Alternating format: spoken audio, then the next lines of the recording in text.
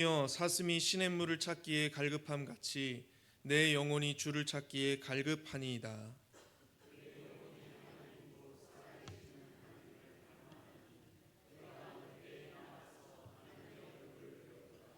사람들이 종일 내게 하는 말이 내 하나님이 어디 있느뇨 하오니 내 눈물이 주야로 내 음식이 되었도다.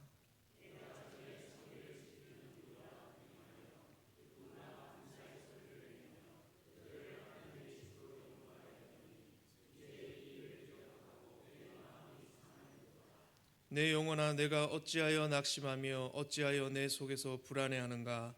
너는 하나님께 소망을 두라. 그가 나타나 도우심으로 말미암아 내가 여전히 찬송하리로다.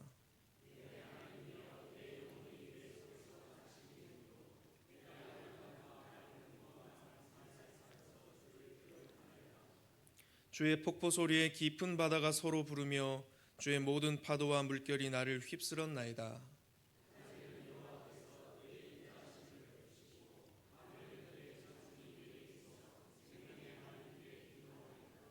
내 반석이신 하나님께 말하기를 어찌하여 나를 잊으셨나이까?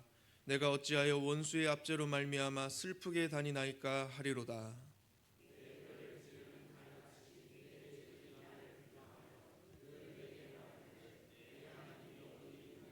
함께 읽겠습니다. 내 영혼아, 내가 어찌하여 낙심하며 어찌하여 내 속에서 불안해하는가? 너는 하나님께 소망을 두라. 나는 그가 나타나 도우심으로 말미암아 내 하나님을 여전히 찬송하리로다. 아멘. 네, 낙심의 밤에 부르는 희망의 노래라는 제목으로 말씀의 은혜를 나누겠습니다. 사랑하는 여러분, 예전 어른들은 아이를 낳기만 하면 알아서 다 큰다 하면서 일단 낳고 길렀습니다. 5명이든 7명이든 낳고 보면 알아서 크고 형 누나들이 동생들 챙겨주며 들판에 풀이 알아서 자라듯이 매우 자연스럽게 어떻게 보면 겁없이 자녀들은 자라났습니다. 그때의 출산율은 지금과는 비교되지 않을 정도로 높았습니다. 하지만 요즘은 어떻습니까? 결혼 전부터 집값을 계산해야 합니다.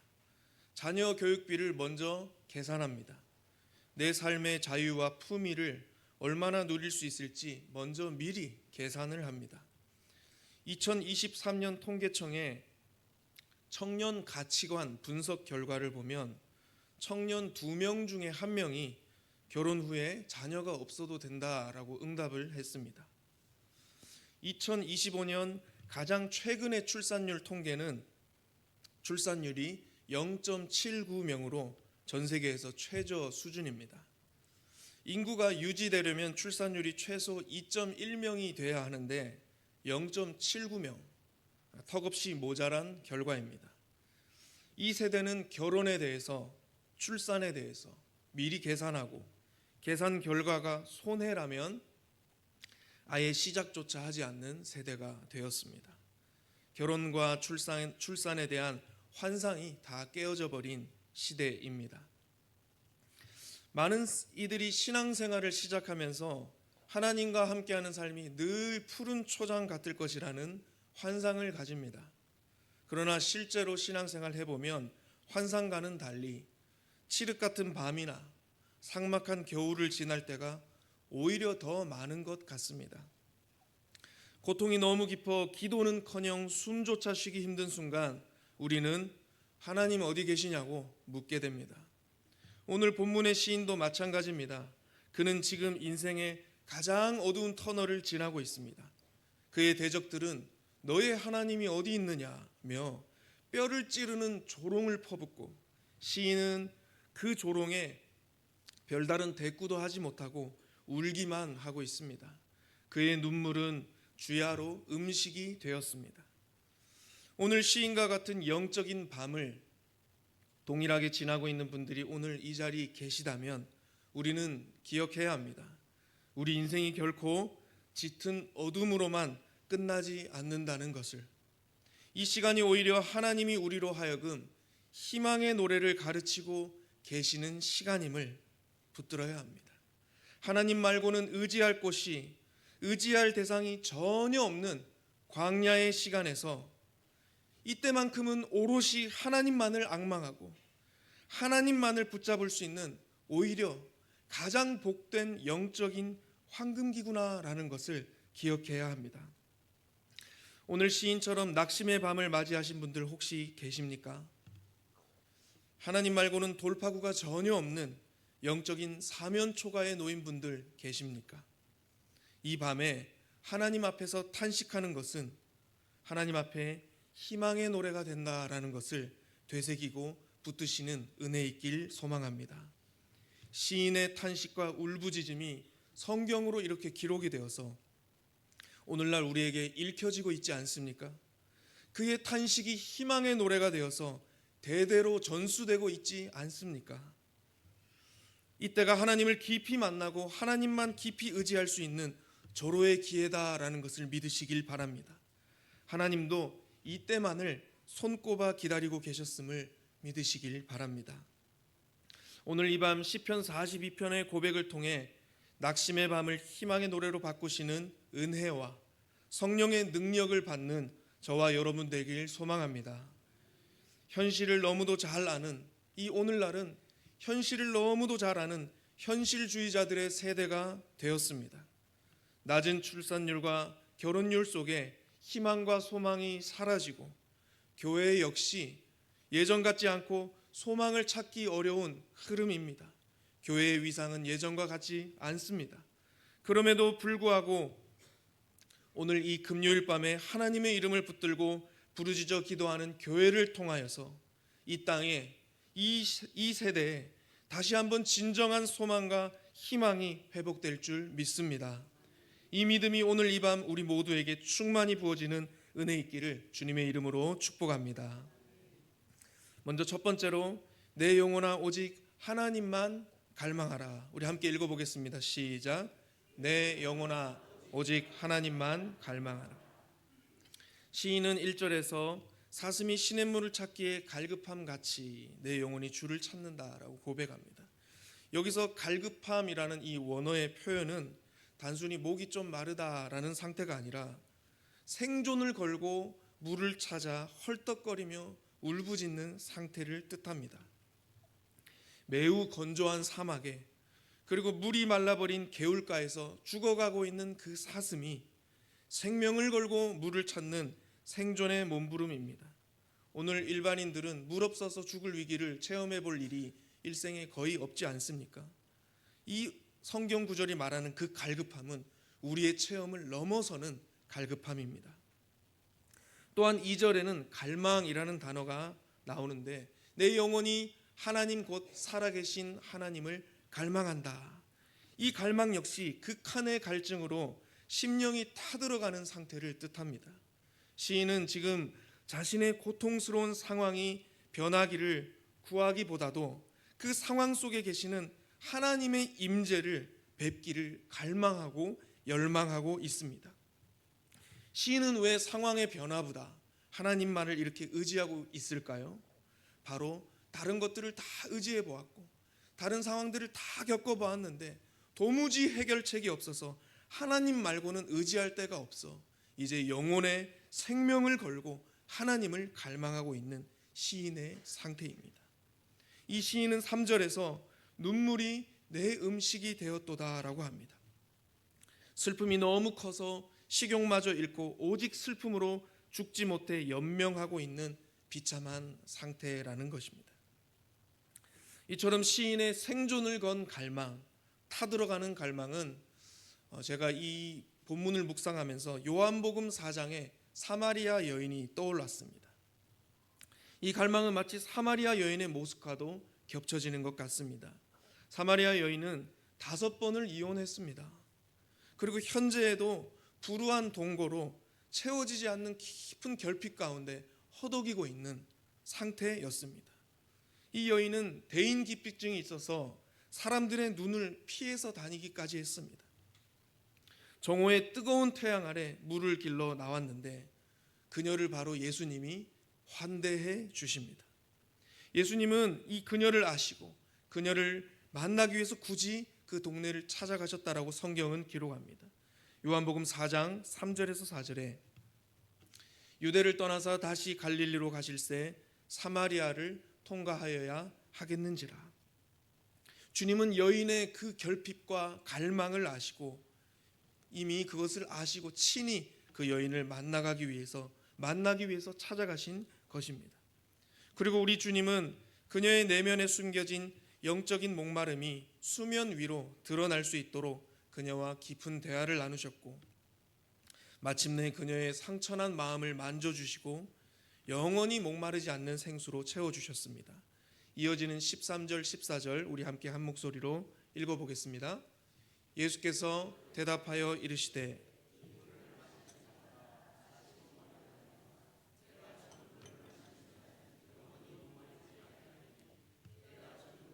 그 속에서 영생하도록 솟아나는 샘물이 되리라.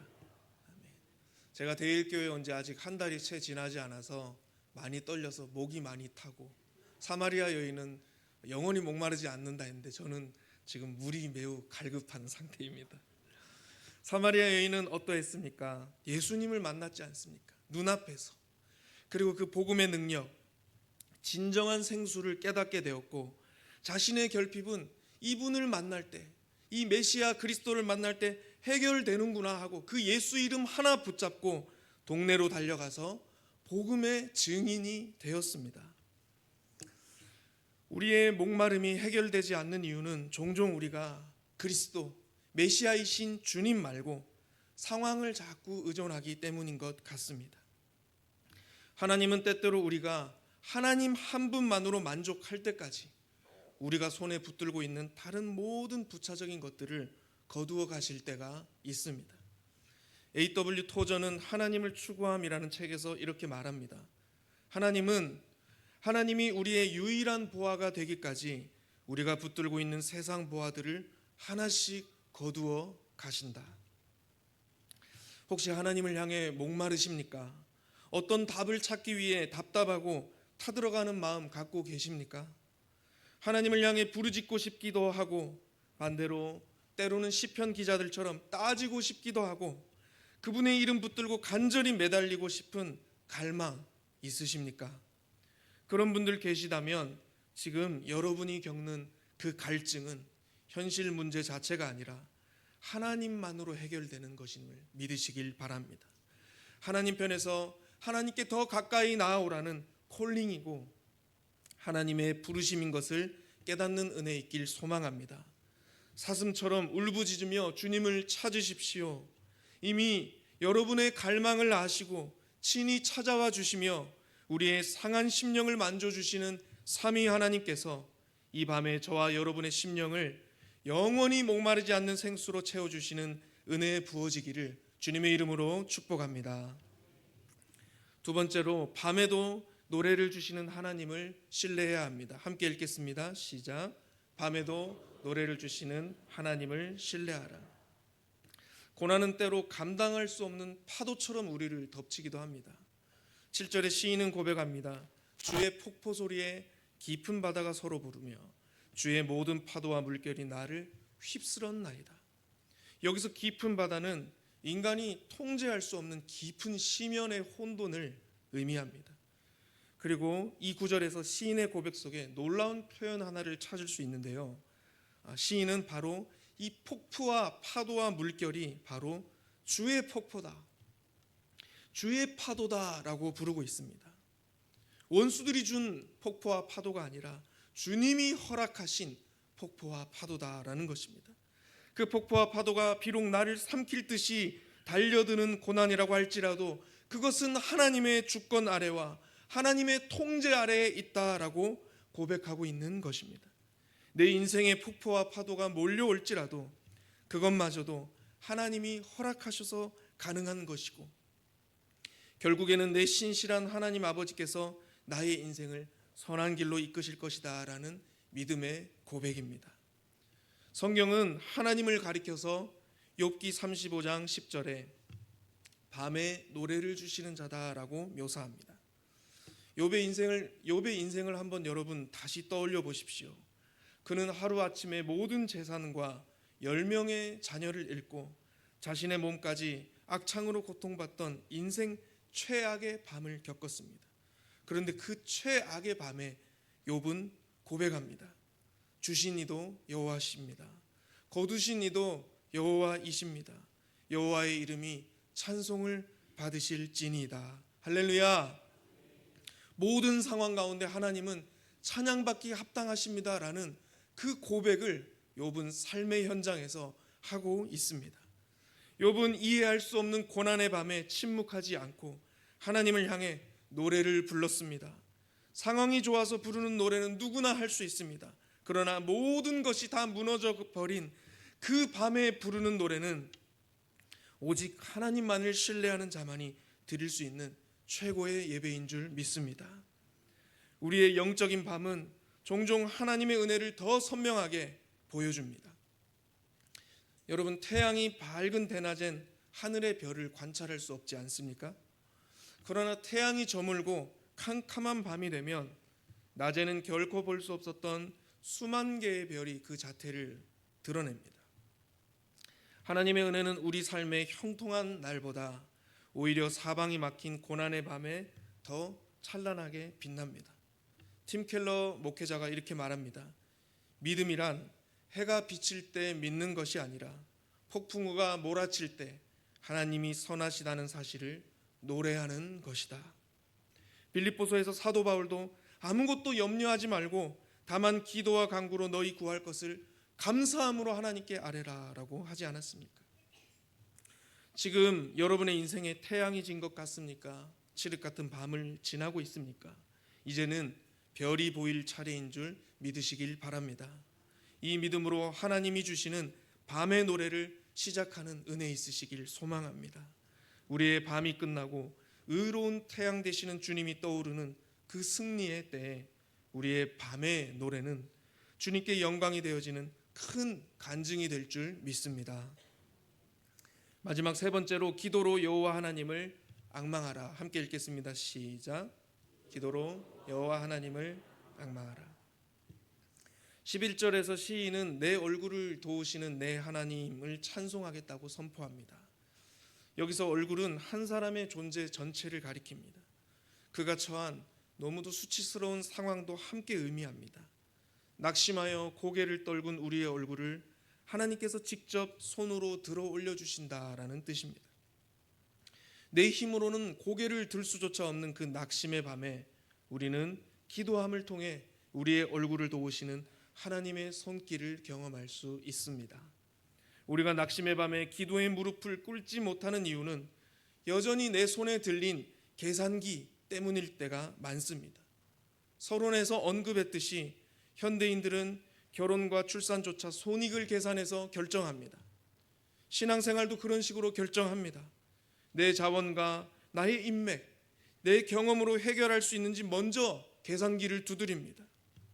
폴 워셔라는 목사님은 이런 통찰력 있는 말을 했습니다. 한 사람이 자신의 사역과 삶에서 자기 능력, 자기의 전략과 재능이라는 이 육신의 팔을 의지하면 할수록 그는 하나님의 능력을 경험하지 못하게 될 것이다.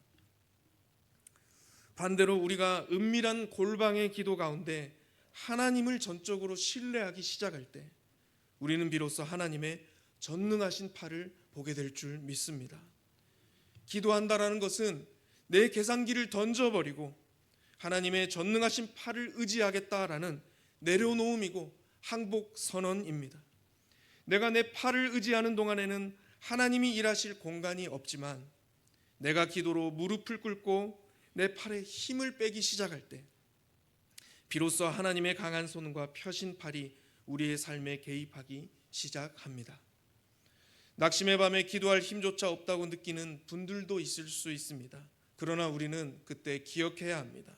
기도는 영적인 거인들이나 특별한 능력을 가진 사람들만 하는 것이 아닙니다.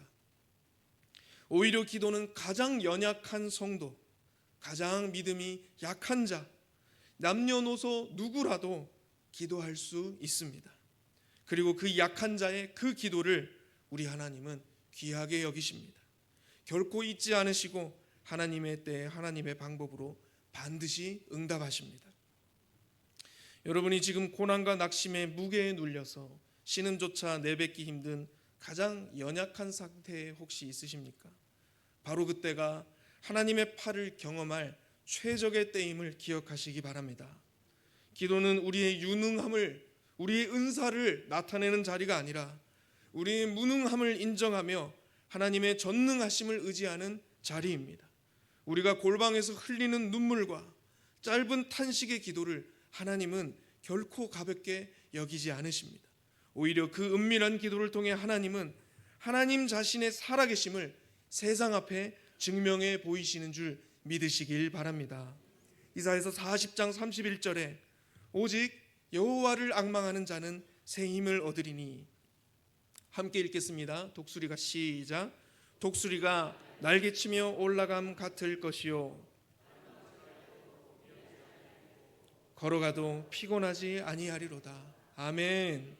이 유명한 구절은 히스기야가 자신의 신앙의 일생에서 경험하고 체험한 간증입니다. 아수르 대군 앞에서 패배가 기정사실화된 상황을 히스기야는 겪었습니다. 군사력 의지할 수 없습니다. 인간관계 소용없습니다. 경험과 은사 아무것도 통하지 않습니다. 그 어떤 것도 의지할 것 없는 영적이고 물리적인 사면초가인 상태에서 그때 그 바닥의 지점에서 히스기야는 포기하지 않고 하나님께 기도로 나아갔습니다. 그리고 낙심의 밤이 희망의 노래로 변하는 반전의 밤을 히스기야는 경험하게 되었습니다. 하나님께서 친히 아수르 18만 5천 명을 전멸시키신 것입니다. 사랑하는 여러분, 우리의 신앙생활 맨 아래 바닥에 기도의 무릎 자국이 있습니까? 내 계산이 끝나고 절망이 시작되는 그 지점에서 기도의 무릎을 꿇는 저와 여러분 되길 축복합니다. 은밀한 곳에서, 인생의 바닥에서 하나님 신뢰하며 부르짖을 때 하나님은 반드시 권능의 팔을 나타내어 우리의 얼굴을 도와주시고 영광 가운데 높은 곳에 세워주시는 신실하시고 좋으신 아버지이심을 믿습니다. 사랑하는 성도 여러분, 이제 말씀을 맺겠습니다. 우리 인생의 밤은 결코 우리를 무너뜨리기 위해 찾아온 것이 아닙니다. 오히려 그 밤은 철저하게 계산기를 두드리며 살던 우리의 육신의 팔에 힘을 빼고 하나님의 전능하신 팔을 붙들게 하는 축복의 통로인 줄 믿습니다. 지금 사슴처럼 목이 타들어가는 갈급함 속에 계십니까? 감당할 수 없는 폭포와 파도 속에 잠겨 계십니까? 그렇다면 지금이야말로 고개를 들어 내 얼굴 도와주시는 하나님 의지할 때입니다. 우리가 은밀한 골방에서 기도의 무릎을 꿇을 때 하나님은 우리의 신음을 희망의 노래로 바꾸어 주십니다. 가장 연약한 자의 기도를 귀하게 여기시는 하나님께서 우리의 작은 탄식에도 응답하셔서 새로운 은혜, 희망과 소망의 회복을 주십니다. 비록 낙심의 밤이 깊을지라도 기도로 깨어있는 자에게 새벽은 반드시 찾아옵니다. 히스기야가 경험했던 그 반전의 역사가 오늘 이 밤 부르짖어 기도하는 저와 여러분의 삶에 동일하게 임하기를 소망합니다. 계산을 멈추고 기도를 시작하십시오. 절망의 자리에 소망의 무릎 자국을 남기십시오. 우리를 도우시는 하나님의 전능하신 팔이 우리와 영원히 함께 하십니다. 이 믿음으로 승리하고 또 모든 상황에서 희망의 노래를 부르는 저와 여러분 되시기를 주님의 이름으로 간절히 축원드립니다. 오늘 이 말씀 붙들고 은혜 아니면 우리 찬양 함께